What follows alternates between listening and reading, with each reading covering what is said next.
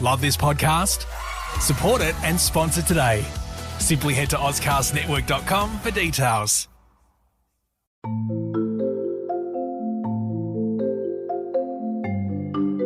Thank you for downloading and listening to This Pathological Life. If you're interested in continuing the story, we have a second series called This Medical Life. Please download it and subscribe now. Dr. Travis Brown, why do we need a podcast called This Pathological Life? Every disease has its own story to tell, so we're going to tell them.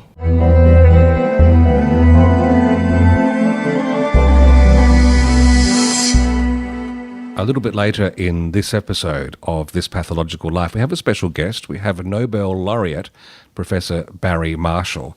He'll be here to talk about Helicobacter pylori. Dr. Travis Brown, how was that pronunciation? You've been giving me grief so far. Oh, don't worry, I'll give myself grief in this one. There's lots of names that I'll have trouble with, so I'll apologise ahead of time for that. But yeah. So Barry will be here because he was part of that team that discovered that the ulcers that many of us suffer from or had in the past were bacteria-based, not just acid and stress and whatnot. So he'll uncover that story in just a little while. But first, a little bit of background, a bit of history. Where does this story begin? This story for us begins 5,300 years ago.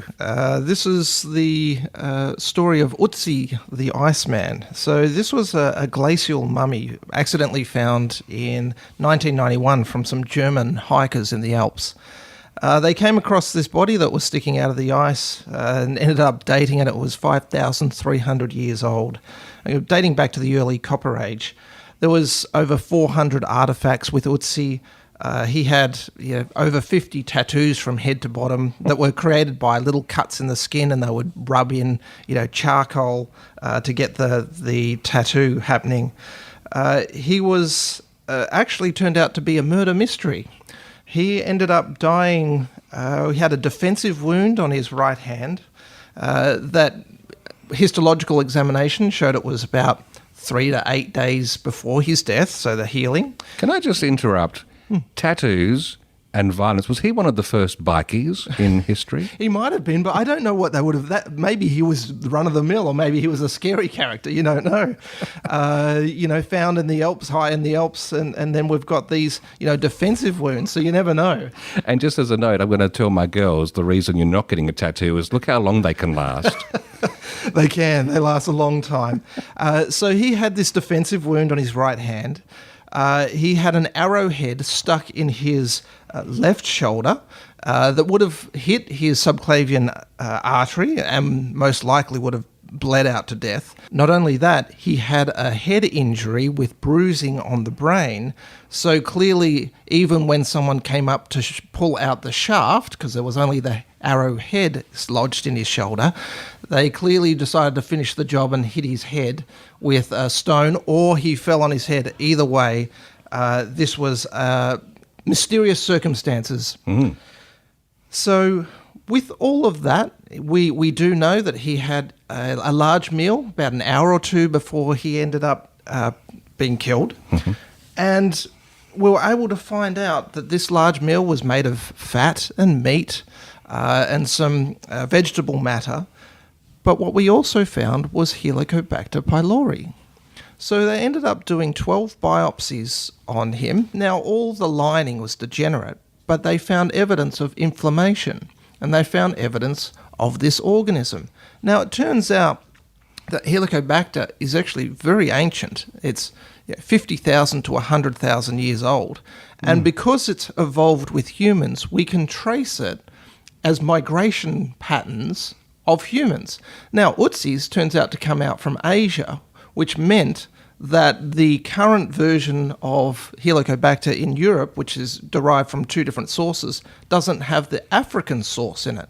And so they've been able to map the patterns with Ulcer, which is incredible. We also found out that he had evidence of cardiovascular disease, gallstones, probably Lyme disease, and gum disease. So this was an incredible find, but Helico was quite remarkable that it was that extended. When we realise that Helico is the most common cause of peptic ulcer disease, and peptic ulcer means gastric or duodenal ulcer, and covers them both. We find that if we look in history, they didn't have an understanding of ulcer as we do now, but the search for ulcer disease that they found is the search for Helicobacter, because it's the main cause for it. So when we look at this, we do find there's evidence of gastrointestinal disease and ulceration all the way back to the Eber Papyrus. Hippocrates has the statement that all disease begins in the gut. Now, that's not relevant to ulcers specifically, but that's the philosophy that everything you eat causes the disease or your healthiness. Mm-hmm. And so we even have Celsus in 30 CE in De Medicina, who mentioned gastric ulceration and how it should be managed. But if ulceration attacked the stomach, milk and glutinous foods are given, but not to satiety. All acrid and acid things are withheld. What we're finding then is during this time, they do know about some of the symptoms. So we're talking about hematemesis and melena. So hematemesis is people vomiting up what we say is coffee ground-like substance. And that's sort of acid, blood that's been exposed to acid forms this sort of congealed coffee ground material, and if you vomit that up, that's a symptom. We call it hematemesis, so blood vomit. We also have the other symptom, which is it goes down through the other path, and we call that melena, which is a very offensive, dark, tarry stool, so it's bowel motion. So they did know this, they did recognize this, but it's not until the 15th and 16th century, when human dissection and autopsies became widespread, that we realized that it started to be noticed but explained away. So in John Hunter in the 16th century, he started doing autopsies, but he thought that when he started an autopsy, the stomach would automatically continue to digest, therefore auto-digest. Therefore, it was normal to find stomach contents in the abdomen spilled out because the stomach clearly would just auto-digest. This played out with Princess Henriette of England, who's 26, Duchess of d'Orleans, and was married to Philip I, Duke of d'Orleans, and was sister-in-law to Louis XIV. Now, she was 26 at the time. She was 23 and had tummy pains or abdominal problems that have been recorded. But one time, what happened was she ended up having a large meal and waking up and then clutching her side in pain. She went to bed. The doctors diagnosed her with colic, reassured her that she'll be fine. They prescribed Come on, you can do this, Travis. If you make me say these things, you have to say them too. So they prescribed carminative, which is meant to help get rid of gas. They also prescribed purgatives, so vomiting and laxatives, but this only made things worse. And from the time that she had the symptoms clutching the side till 8 hours later, she died. Now, there was a lot of suspicion about poisoning, and King Louis ordered an autopsy at the time. Fetid gas escaped when the abdomen was opened. The omentum was gangrenous. The intestines discoloured. The peritoneal cavity contained a large quantity of oily fluid, but, in contrast with the intestines, the stomach was normal, save for a small hole anteriorly near the lesser curvature due to the inadvertence of the surgeon who cut it. So they diagnosed Henriette with cholera morbus. So this was a gastrointestinal illness characterized by cramps, diarrhea, and vomiting. It wasn't until 200 years later, when they reviewed it, that they thought the oil in the peritoneal cavity was actually the medicine that they had given, and the hole wasn't created by the surgeon. It was an ulcer. So all the way through the 1700s, they're starting to notice these ulcers more in the dissections that they're doing, gastrointestinal and duodenal. Now, no one really knows the significance, but they're starting to report them. In 1793, we have Jacopo Pinada of Padua, who had a butcher of the city, who was a large man, and his symptoms was he presented with pain that was periumbilical and was increased after every meal. There was no vomiting, and it subsided after an hour. Now, the patient believed this was caused by flatulence of the intestine tubes, so excess gas, and started to treat himself with copious amounts of alcohol. The patient's symptoms progressed to worse, and eventually one time he had pain that was so bad he collapsed, and there was a description of his presenting symptoms at the time. His pulse was feeble but irregular, but there was no trace of fever. His face was pale and pinched. The eyes were sunken in, and the extremities were cold to touch. The muscles of the abdomen were tense, and he was doubled up. From hour to hour, our patient grew worse, and at sunset, he died. So this case attracted the interest of all the surrounding physicians, and they attended the post-mortem. The peritoneal cavity was full of fluid. The stomach appeared normal, but that which formed the special interest of the present case and the subject of our discourse was in the duodenum, a peculiar morbid ulcer which was of considerable thickness, hard, indurated, and surrounded by multiple small ulcers extending onto the posterior duodenal wall. That takes us into the 18th to 19th century. We've got Matthew Bailey, who describes symptoms of gastric ulcers and even publishes some drawings at the time. And then in 1828, we have Abercrombie of Edinburgh, who recognised the symptoms of duodenal ulceration. We start to find out that as people are starting to do autopsies, they're starting to realise how common these are. There is some prevailing theories at the time that they were rare, but as the studies come through, we start getting evidence that, about 5% of the population had a gastric ulcer at some point in time. Half of these healed spontaneously. In the 20th century, they end up doing studies, about 4,000 autopsies by Hurst and Stewart, and they found they had active gastric ulcers in 2.2% of patients and duodenal ulcers in 3.8% of ulcers. 10% of people had evidence of healed scars from ulcers. So you're starting to see that there is more and more evidence of these ulcers. But there is a really good article from J. Donaldson Craig in 1948 that goes through all the history, but there's still a prevailing theory at the time that gastric ulcer and duodenal ulcer were separated, were different, and this was all caused by acid in the stomach. And that brings us to the 1980s, where we have Dr. Robin Warren and Professor Barry Marshall, who began their study.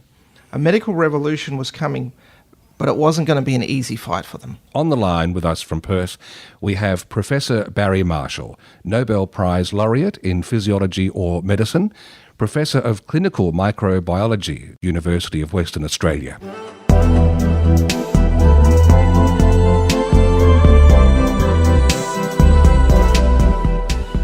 Back in the 80s, my father went to hospital to have his ulcers operated on, only to learn that 6 months later, he didn't need to have done that. He could have had a course of some tablets and everything would have been solved. And one of the men responsible for that is Professor Barry Marshall, who is now joining us here on This Pathological Life. Welcome to our show. Thanks very much. Great to be here. And I'm sure you'll be able to enlighten us as to what the prevailing belief was at the time with the ulcers. And before you started the study, what was the most common cause for ulcers? Well, ulcers were, they used to say no acid, no ulcer. So anything that raised acid would probably be implicated as causing ulcers, and the thing that they thought they knew of was stress. So there you go. Stress raises stomach acid, causes ulcers. And for doctors, it's a good diagnosis because you can never cure a person from stress. Everybody gets stress. So that explains why you have ulcers all your life. And people had so-called ulcer personalities, and, a whole mythology all around it. There's some beautiful stories related to why they thought that. But the underlying thing is a weakness in the medical profession is if ever we can't understand something, we always blame it on the patient. We say it's caused by stress. And then that puts the blame on the patient and not on the doctor for not being able to make a proper diagnosis. Right. So how did the study come about? There's quite a good system with the College of Physicians. So trainees in Australia set the college physician's exam. Once you pass that, you then do 3 years in training posts.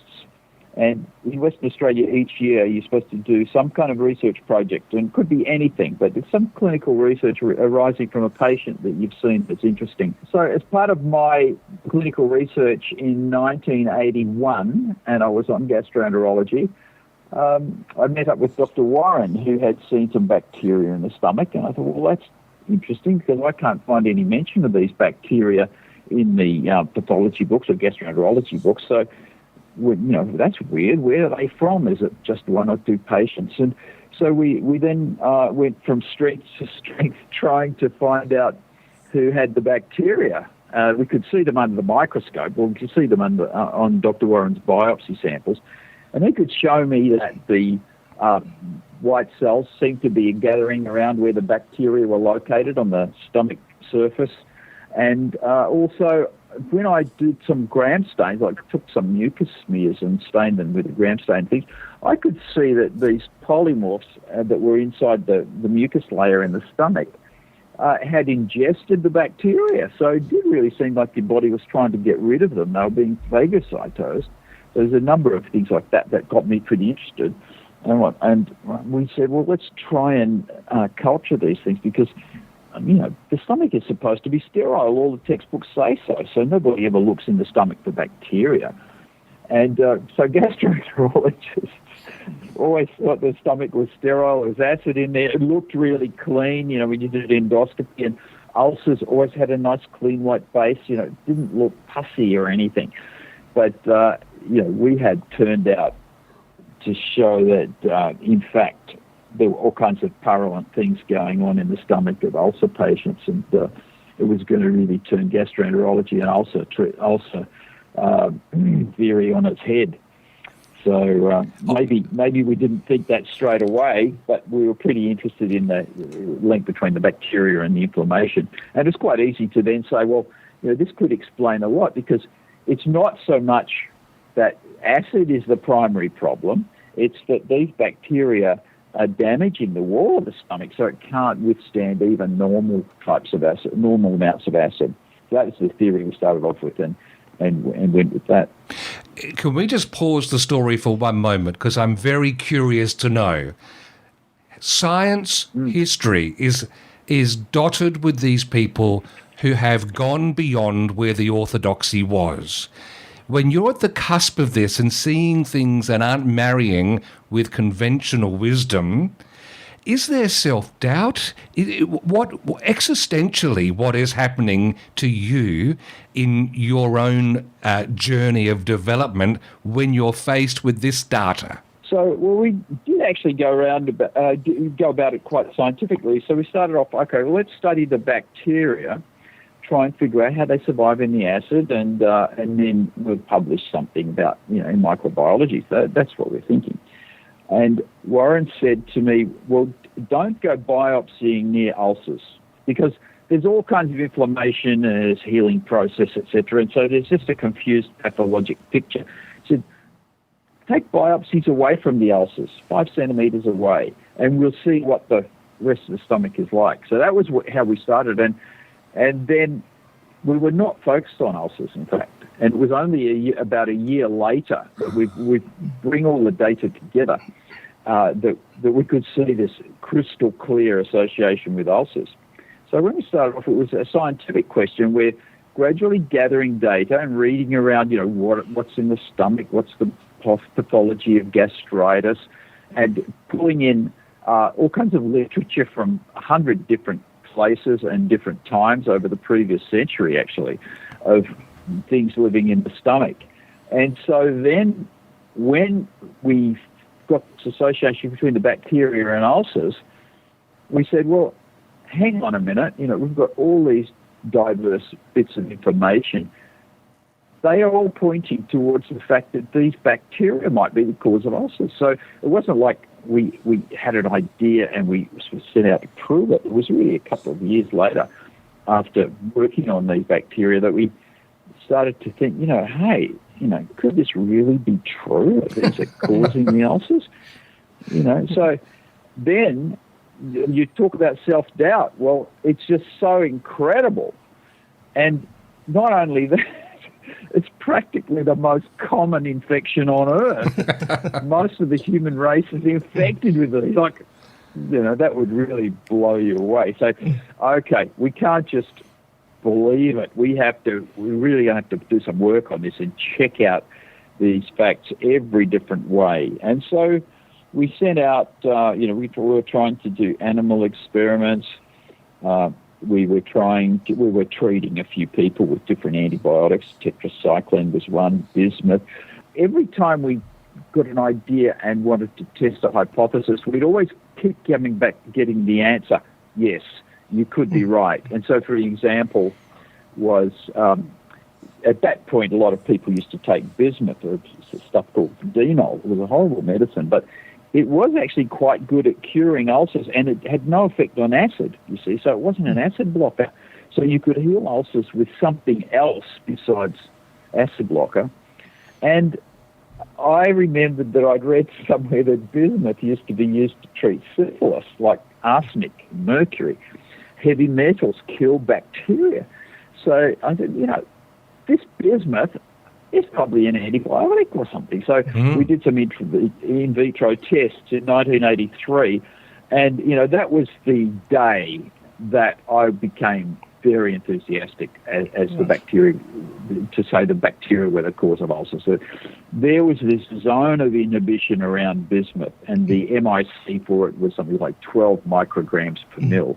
And when you take oral bismuth, you're putting thousands of micrograms per mil into your stomach mucosa. So that seemed to fit. And so then, okay, well, what about antibiotics? But as the years went by, I was there thinking, this is really too good to be true. It would be so incredible if this was true. I've got to keep testing it.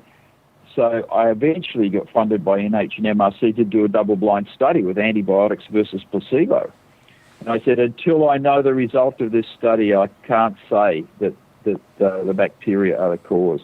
I hate doing clinical trials where you're double-blind. You don't know what the answer is for 3 years. And so you've just got to suffer. And everyone says, Dr. Marshall, he was such a promising researcher, hasn't published a single thing for the last 2 years. What's happening? And, you just have to wait and keep your fingers crossed. So, I was like that, until I was so meticulous about the double-blindedness. I was saying to the patients, listen, if you see me in the street, cross the street. Don't even look at me, because I don't want to find out.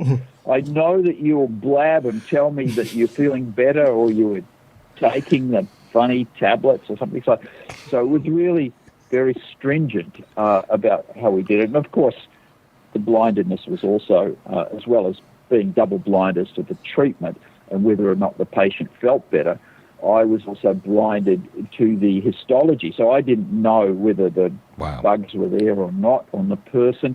And when I did an endoscopy, I knew nothing about the person. They would put the person in the endoscopy room, and I would look down to see if the ulcer had come back after they stopped their treatment. And I would take a photo so that, in order to, I could bring out all the photos. So it was incredibly stringent. And lo and behold, 90% of the people who had antibiotic and got H. pylori eradicated never got their ulcer back. Wow. Versus 90% in the other group did get their ulcer back as soon as they stopped taking Tagamet or whatever it was we gave them. So for 3 years, I had to just suffer. How many people were in that study? There were 100 people, and they were so keen to be in my study that I had like 99% compliance actually in that study. Let's follow up for a year. And there was one rat who, he was a cook in the Northwest on fly in and fly out. And that used to be a great racket. If you were in my trial, you would get a free air ticket back to Perth every 3 months to have an endoscopy, you see, and so that you didn't have to pay your travel. So he was in that, but he did not turn up for his endoscopy. He's feeling fine after he had the blind treatment. We didn't know what he had.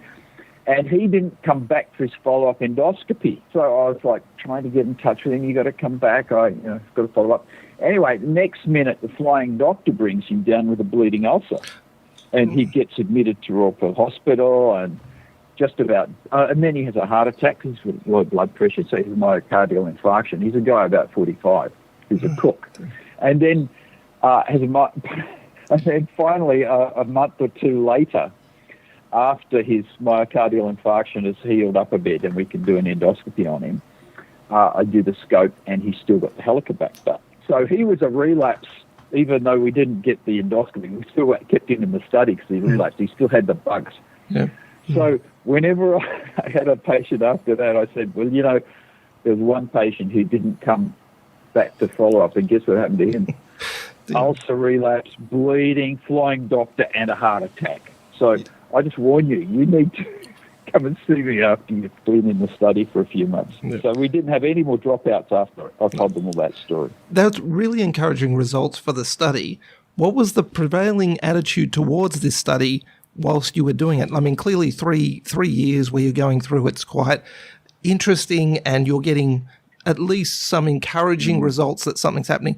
But the medical fraternity at this time, what was their attitude? Were they encouraging or not, or what was that like? Well, it wasn't respectable to talk about Helicobacter. I thought after that study it would just be proven, but people still couldn't believe it. And from America, saying, well, this person who's never published before is going to publishing this double-blind study and using drugs that we don't have. And, obviously they're fudging their results. They're opening their envelopes and the patients are telling them stuff. So it's not really double-blind. So, therefore, we couldn't get it published in the New England Journal. It was published in the Lancet because by then a few people in England and Europe, where they did also have business available, could actually, validate some of our study. So it was published in the Lancet, which is quite good, just as many millions of people read the Lancet. But it wasn't until it could be duplicated in the United States in a good double-blind way with drugs that they had available, then they could publish it. Otherwise, in America, it might have gone crazy. You would have hundreds of ulcer patients all over the place writing to their congressman and rioting in front of the House demanding denol. It could have gone a bit crazy. There were issues like that slowed it down, and probably because it was such an important discovery that it was important to do it absolutely by the book. And the drug companies didn't have any stake in it, so you didn't. It wasn't like you had AstraZeneca behind you promoting it and driving it forward and funding it, etc. It was pretty much do it off the smell of an oily rag using generic drugs. And nobody was going to make too much money out of it. So there wasn't a normal new drug discovery. So your volunteering, let's say, of you taking actually some of the dose is well documented. But can you take us through the thought process? Because clearly the study was encouraging. You even got it published in the Lancet. What took you to that next step? You mean the self-experiment? That's right, yes. In 1983, I treated a few people. Warren and I were at different hospitals then. We used to communicate, but I actually had a different pathologist, a guy called Ross Glancy. He's probably retired now. I haven't seen him for a few years. And David Nagecki was a microbiologist who's very good on Campylobacter. So I was at Fremantle Hospital, and although it's not the top hospital in WA in those days, it was very good. They had really top pathology and microbiology. So I ended up with a bit of luck being in the right place. I decided I'd do an MD thesis, and I submitted an MD thesis where, going to follow up these bacteria, or they might cause ulcers, etc. And we've got to do animal studies and try and fulfill Koch's postulate. So Robert Koch in 1884 published this thing with tuberculosis. He said to prove tuberculosis is actually a pathogen causing all this disease, I put it into guinea pigs, and then they developed tuberculosis and died. And when we looked at the lesions, we could get the tuberculosis bacteria back out, and we could prove that was the cause. So that was Koch's postulates. And so at that time, you had to do that with the Helicobacter, the new bacteria. And I wrote an experiment up where I was going to try and infect piglets. Oh. And So the first half of 1984, I was down there every second week doing endoscopies on these piglets. And if we couldn't find anything, we'd feed them different strains of Helicobacter every week. And then I'd do the endoscopy, and again, I couldn't find any Helicobacter surviving in their stomach. So it was a frustrating experiment, and the piglets grew bigger and bigger, and they always knew when it was endoscopy day because they didn't get any breakfast. And they'd be cranky, and I'd have to wrestle these stinky pigs. And they were about 100 pounds at least at that stage, and it was getting harder. The experiment was a complete failure. Ultimately, somebody did infect germ-free piglets, but normal piglets are so covered in filth and are so resistant to bacteria if they survive to adulthood. But the Helicobacter just doesn't affect them, doesn't get in there. Right. Anyway, so in desperation, I gave grand rounds and showed them these results. And I showed some results where we healed gastritis by treating people with bismuth and suppressing the bacteria for a couple of months. So I had ulcer patients taking that treatment, and I scoped them, and we did biopsies at Fremantle Hospital before and during and after the treatment. We showed that the Helicobacter disappeared, and then it came back in most people. But while it was disappearing, the inflammation, the polymorphs disappeared. And so I read those biopsies blinded and presented the data as an abstract. But, of course, it came back again. Someone at Royal Perth Hospital, Fremantle Hospital Grand Round said to me, he was a pathologist actually, he said, well, Barry, these are very subtle findings. And I was like, subtle? It's the first time in the world anyone has ever healed gastritis. Don't you know that? I used to go crazy with these comments. And I thought, there's only one thing I've got to infect the human. Until that's done, I won't really know. So again, there's this self-doubt, So at that point, I was like, am I going to go into internal medicine and drop this? It's a lot of work. It's going on for years. Or am I going to see if I can infect a human? Because the guinea pigs were a total failure, rabbits, rats, mice, pigs. So I need to move on with my life. And so I said, well, I think I won't tell any of my bosses. I won't ask permission. I'll just do it. And so I had an endoscopy. My friend Ross, Dr. Hislop, he did the endoscopy on me one morning at the beginning of the endoscopy session. And no anaesthetic, because I had about 10 other patients I had to endoscope straight after that. So I had to have my own endoscopy and then do a whole session. And so then a couple of weeks later, when we knew that my stomach was totally normal, drank some Helicobacter. And then I was very conscious of the fact that it's not blinded. It's very subjective. You're doing it on yourself.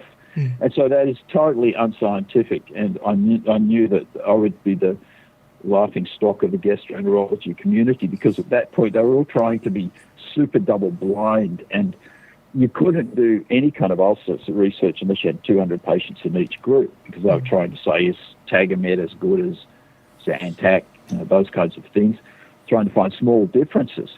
Whereas Robin and I, we were thinking about, we're going to have 100% in one group and 0 in the other group. So you're not going to need too many statisticians to work it out, if we're right. So we were pressing on. And anyway, so I felt like I wasn't digesting my food. One night we had Chinese and I couldn't finish it, which is totally unnatural for me. If you put Chinese in front of me, I'll eat every bit. So I couldn't finish the Chinese meal, and I was taking sips of water. And then I started waking up in the morning and vomiting this clear liquid. So you say, oh, well, that must be acid coming up. There's no acid in the vomit. It was just clear liquid, and I was feeling a bit nauseated. At that point, people told me in retrospect that I had a bad breath all that week. My mother told me that. My wife told me that. I had no friends. I wasn't sleeping well. I was breaking out in sweats. So I feel like my patients have all got this. They're all like this. And it was called the ulcer personality, or the overworked or something. And, it was just like you were just working too hard and a bit tired. So it was, in some ways it was subtle, but there were some objective signs. And so finally I had the endoscopy on day 10, and my stomach was absolutely full of Helicobacter, and we had some nice biopsies, and we got the cultures and everything, and then got some EMs back. And after 2 weeks, I'm pretty sure it was a spontaneous disappearance, but my wife insisted that I start taking antibiotics on that day anyway, even before I saw a histologist. She said, you're going to go and live in an apartment or on the street. You're not staying in the house. We all live in vomiting and halitosis. It's disgusting. So at that point, she was quite paranoid. She thought all the kids were getting infected. So in the next 5 years, anyone in the family had any kind of GI upset, they would insist on having an endoscopy and a breath test to see if they had Helicobacter from my experiment. So there were practical issues there that made it more difficult. So anyway, then I had the Helicobacter there, and then it was gone. And then that same year, I was developing serology. I was treating patients with different treatments. And so by the end of that year, which I guess was, so that was July 84. After 6 months, it was published suddenly in the Lancet. They never tell you, so you just find out that it's been published. And so we got the Lancet, and it was all great. Dr. Warren and I went out to dinner with our wives, etc. That was lovely. And but then I got a phone call from Medical Journal of Australia editor. He said, Barry, we're so disappointed that you didn't put your nice paper into the Medical Journal of Australia. It's unpatriotic of you or something. And I said, well, hang on a minute. This year, my paper was, last year was totally rejected by the Gastroenterology Society. It wasn't even given a poster. And so we don't have any loyalty in Australia. We've got a lot of loyal mates now in Europe. And he said, well, look, if you have any other papers, give me a call and I'll make sure it gets published. I spoke to my boss and he said, let's write up 2 papers, one about the microbiology and the other one could be your self-experiment as a hypothesis that these bacteria could cause ulcers. So actually I spent my whole holiday, it must have been August, September, for 5 weeks or something, working on these 2 papers, submitted them to the Medical Journal of Australia. And like all editors, he was an absolute traitor. When I submitted them, he got them reviewed to the nth degree, and there were so many revisions that were necessary. It took me another 2 months to get the things rewritten. Of course, I wasn't very good at writing papers in those days. And eventually, got submitted, and they got published in April 3rd, 1985. And by then I'd also been funded by NH and MRC to do the double-blind study. But the great thing was that because of my European connections then, because I had been to a European Campylobacter meeting, people who knew about bismuth and were doing research on it started contacting me. And one of these was the head microbiologist at Procter & Gamble. Now, I didn't know much about Procter & Gamble, but, 10 years ago, they paid $25 billion and bought Gillette. So it's like, as far as personal care, shampoo, soap, and everything, that's like Apple is for computers. So Procter & Gamble, top microbiologist, called me up one day at the end of 1994 and said, Barry, can you come and tell us about these bacteria and the fact that our product, which we just thought was soothing the stomach, turns out it's got bismuth in it. We call it Pepto-Bismol, and according to what you were telling someone, it's going to be the new thing for ulcers. It's going to kill these Helicobacters. And I said, maybe I'm so busy. I could perhaps come next year sometime. And they said, no, we want you to come now. And I said, well, it's only the 7th of December. I've got Christmas coming up. It's a pretty busy time in my family. And they said, get on a plane. We've got a ticket for you on Saturday. You just need to come over for a week. And so next minute, I was on a plane and did a mini lecture tour through the United States. I went to Stanford and Dallas, Pittsburgh and Cincinnati. I did a sort of mini lecture tour around the country and then came back after 7 days. I didn't know who I was talking to, but they all hated the idea of bacteria causing ulcers because these were the top ulcer researchers in the world. In California and Dallas, then was the acid mafia. When they had been studying acid and H2 blockers and everything, and worked, making a living out of it for 20 years, and then I came in and say, oh, sorry guys, all that is wasted. It's bacteria, so they weren't very receptive.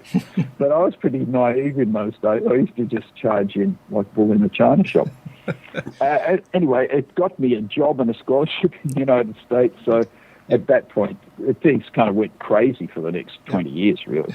You could not have stopped it. Too many people knew about it at that stage. I had a lot more fun doing it than people. I know one of your questions is, what was it like to win the Nobel Prize? But having all that excitement and the discovery process and the trials and the in vitro lab work, etc., that was just over the top. And so the Nobel Prize was great, but it's not like it was nothing, and then the Nobel Prize, it was just another climax, I suppose. Did you anticipate the amount of diseases associated with Helicobacter pylori, like gastric carcinoma and multiple lymphoma? Did you anticipate that this was a path that it was going down, or was it beyond your expectations? That helped us win the Nobel Prize because we twigged that it was the cause of stomach cancer. And the reason was we did so much reading of the literature about gastritis. We found all this literature that every patient with stomach cancer had gastritis.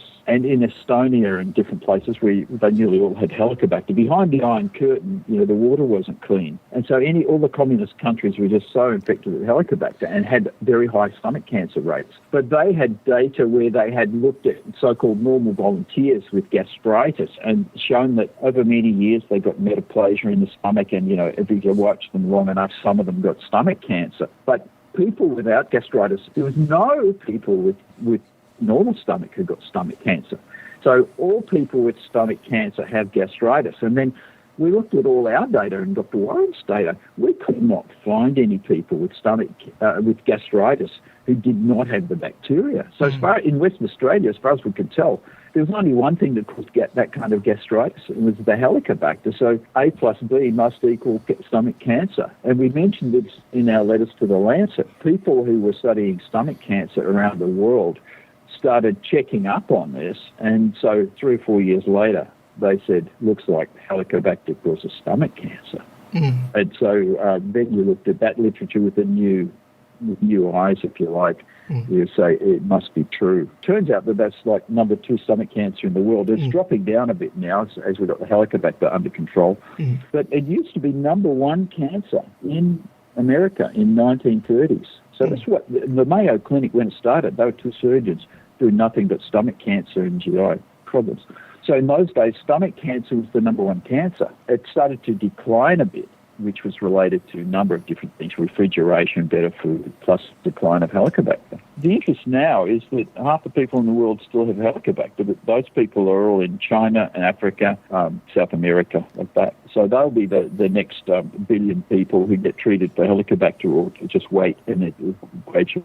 So the research now is chasing cheap diagnosis for millions of people and easy way of screening for stomach cancer risk. Finally, just on your current research projects with the Marshall Centre, where has your gaze taken you to at the moment now with research? It's something I've been interested in, immunisation, and the idea we've been working on for quite a few years now is the idea that if you have Helicobacter in your stomach, you do make antibodies against it. It's theoretically possible to have vaccines. That means that you just swallow. And so there may be some tricks to it, but Helicobacter at least has some kind of trick that tickles up the immune system and you make antibodies against Helicobacter. So if we could learn this trick, you might be able to make COVID vaccines, which you just swallow, eat them like a probiotic or yogurt or something. And if you could do that, well, then you could just have your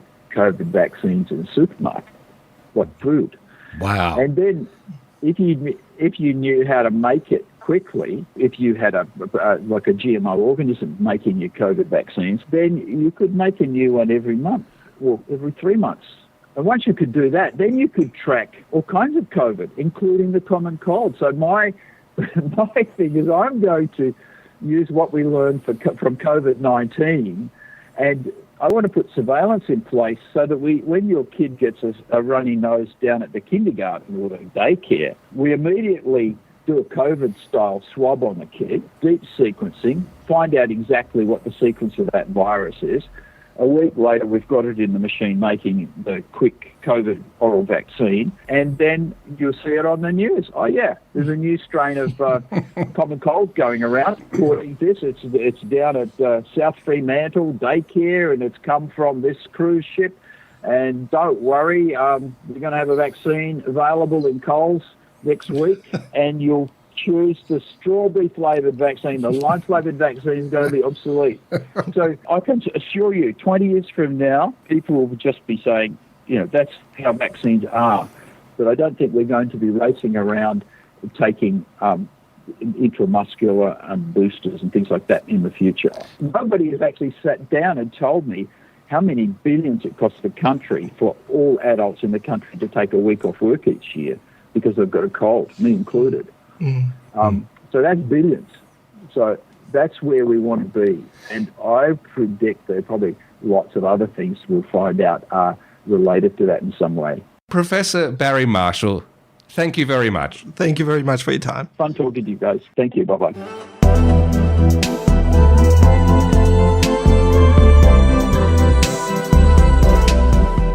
Wow, it was such a privilege to have Professor Barry Marshall with us. But Travis, there's just a few loose ends we need to tie up on this topic, isn't there? There is. So looking at Helicobacter, look, the organism, it's just, let's understand it a little bit more and let's see what is our knowledge currently at the moment. And look, Helicobacter pylori is a gram-negative organism that lives in stomachs. It's evolved in that area. It's able to live in the acid. And in fact, if we take away the acid, it has trouble surviving. That's why when drugs we take reduce acid, the amount that are there are less. So that reduces the sensitivity for testing at the time.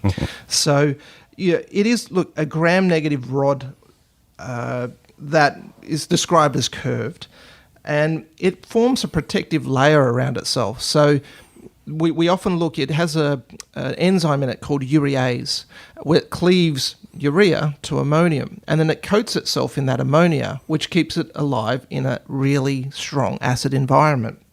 It also has what we call flagella, so it can move about the stomach, and a whole bunch of virulence factors which help it survive but cause us injury. And so what happens is the organism is able to survive. It disrupts the mucous membrane. The epithelium, or the lining of the stomach, is then exposed to acid, and it goes through. So it's now recognised as a type 1 carcinogen, so it can cause cancer. And what we know is it's estimated 50% of the world's population has either infection or colonisation, depending on which way you look at it. It's pretty much more an infection because every time it's there, it forms a part of gastritis. So if you have it, it will cause some inflammation. So when we look at the developing world, we know that about 80% of the population is infected by the age of 20. And then when we look at the Western world, we have about 20 to 50% of our population is infected. So in the US and in Australia, we have an average infection rate of about 30% of our population, which is really significant. It's reducing in the younger ages, though. So people around 1950s have a much higher prevalence of this infection, where we have less than 10% of people who are less than 30 years old. It's transmitted usually in childhood from oral to oral, so from one family member to the other, or sometimes with contamination, so fecal-oral route. And it's usually associated with poor economic status, and this is with crowding and everything. We have the clinical features. People may be asymptomatic, but often what they complain of is abdominal pain or burning discomfort, what we say in the epigastric area. If it's a gastric area, it will tend to be straight after eating. If it's duodenal, it can be anywhere from an hour to 2 or 3 hours after they've eaten, because that's when the stomach contents empty into the duodenum. And again, we talk about hematemesis melena as something every clinician has to ask in the ED department, or if there's any symptoms of this, so a patient. So The symptoms of infection, they will have some form of gastritis. 10% of people who have it will develop a gastric or duodenal ulcer. 1 to 3% are at risk of gastric adenocarcinoma, so cancer, and less than 0.1% will have an associated malt lymphoma. So that's very rare, but it's the only lymphoma that we can treat with antibiotics and it goes away. So when we look at the complications, we have the main one is gastrointestinal bleeding, and 15% of patients will have this. It's a much higher risk in the older patients over 60 years of age. The interesting thing is about 20% of patients will present with a bleeding and not have any previous signs or symptoms. But the part to note is that it's someone who has a gastrointestinal bleed has a 30-day mortality rate of 5 to 10%. So it's something to really keep an eye on. The next most common complication is perforation. So 6 to 7% of people with peptic ulcer disease will get perforation. And this is where about a mortality rate over the 30 days is 20%. So again, these are starting to become increasingly more dangerous as they go. We have gastric outlet obstruction. Only 1 to 2% of patients get this. But we have gastric cancer, and it's the 4th most common cancer worldwide. It's most common in Japan. And again, the strongest risk factor for this is Helicobacter pylori. It accounts for 1.5% of all new cancers. So we get about 2,200 in Australia. The problem with this is the 5-year survival of this cancer is around 31%. And that's because it tends to present late. So it's certainly one of those ones we want to identify early and get treatment early.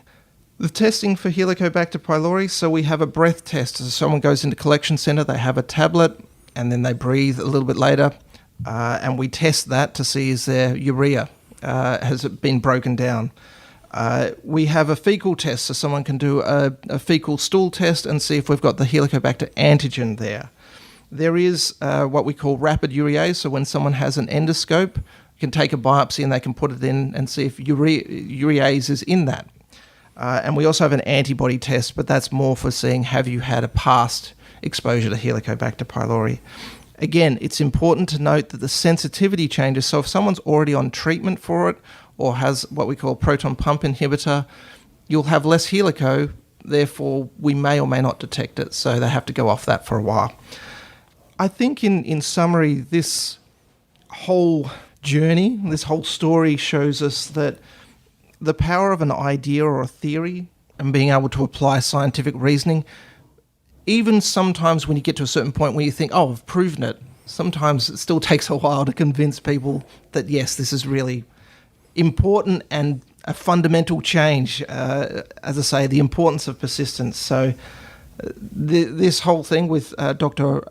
Robin Warren and Professor Barry Marshall shows us that the importance of persistence, not to be discouraged, and they were able to change the entire way we treat gastric and duodenal ulcers these days.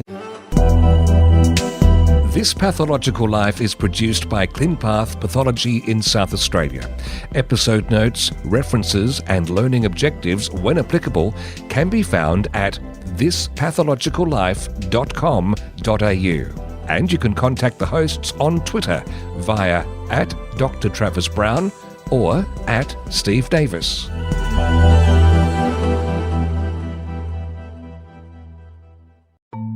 Thanks again for listening, and just a reminder, if you haven't done it yet, have a quick search in your podcast app for our second series, This Medical Life.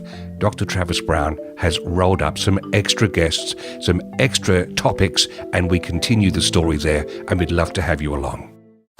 Love this podcast? Support it and sponsor today. Simply head to AuscastNetwork.com for details.